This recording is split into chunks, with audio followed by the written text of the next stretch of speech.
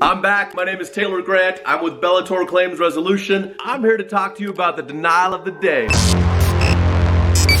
Today's comes to us from Ann of Louisville, Colorado. Our commercial roof leaked after several severe hailstorms. Adjuster came with drones, examined the roof, said no visible damage. Well, of course they're gonna say that. They just looked at it with a drone. They can't see crap. He said, this is about an $1,800 worth of damage claim and your deductible is $500. I'll put a claim in for you, but they may dump you. So after 18 years of spending about $2,400 a month, this was their idea of helping us when we had real damage. All I have to say is bye-bye, insurance company. This is the deal. If you've had legitimate damage and a covered cause of loss, such as hail or wind, and your property is damaged and the insurance company doesn't want to pay, you have to contact us sooner than later. Because the sooner you do, the more options you have. The longer you wait, the harder it is to get your claim paid. Trust me, we know this from years of experience. Contact us today if you have a commercial property insurance claim, an industrial property insurance claim, a municipality insurance claim, or a school district property insurance claim. Contact us, bellatorclaims.com.